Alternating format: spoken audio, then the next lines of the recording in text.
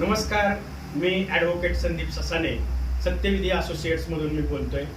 आपल्या सर्वांना माहितीच आहे, पाटस रेल्वे स्टेशनवरील कानगावच्या बाजूने रेल्वे प्रवाशांना पुण्याकडे जाताना मालगाड्यांच्या खालनं पलीकडे जावं लागतं, त्यांना प्रवास करावा लागतो.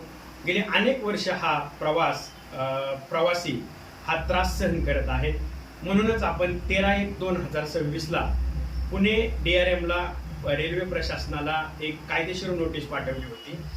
तसेच 9/2/2026ला ॲडव्होकेट आसिम सरोदे सर यांनी सुद्धा रेल्वे प्रशासनाला एक नोटीस पाठवली होती.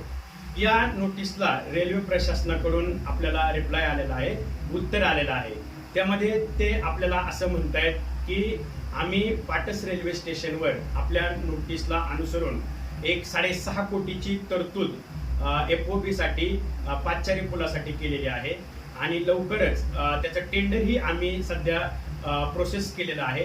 ते टेंडर पास झाल्याच्या नंतर 1.5 ते 2 महिन्यामध्ये आपण पाटस रेल्वे स्टेशनवर कानगावच्या बाजूने तो पादचारी पूल एक 6 महिन्याच्या आतमध्ये पूर्ण करणार आहोत. परंतु या सदर नोटीसमध्ये त्यांनी जो कालावधी दाखवलेला आहे तो कालावधी 1 वर्षाचा दिसतोय. म्हणून आपण रेल्वे प्रशासनाशी मीटिंग केली, रेल्वे DRM आणि रेल्वे इंजिनियर यांच्याशी मीटिंग केली आणि त्यांना सांगितलं की दररोज आमच्या येथील प्रवाशांना त्या रेल्वे मालगाड्या लागलेल्या असतात, तेथून त्या मालगाड्यांच्या खालनं पलीकडे रूळ ओलांडावे लागतात. त्यासाठी कानगाव, पाटस, कानगाव, सादलगाव, वडगाव रासाई, मांडवण फराटा, बाबुळसर, गणेगाव, शिरसगाव, तांदळी येथून हजारो प्रवासी, या प्रवाशांमध्ये लहान मुले, महिला, शाळेचे विद्यार्थी, कॉलेजचे विद्यार्थी, शेतकरी वर्ग, नोकरदार वर्ग, कामगार अशा अनेक जण दररोज पुण्याच्या बाजूने प्रवास करतात, दौंडच्या बाजूने प्रवास करतात, बारामतीच्या बाजूने प्रवास करतात.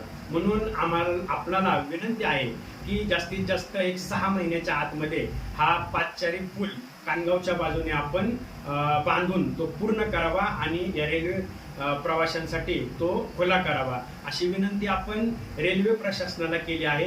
रेल्वे प्रशासनाने सुद्धा सांगितले, जरी आम्ही या पत्रामध्ये 1 वर्षाची मुदत दिलेली असली तरी 6 महिन्याच्या आतमध्ये आम्ही हा रेल्वे पूल बांधून पूर्ण करू.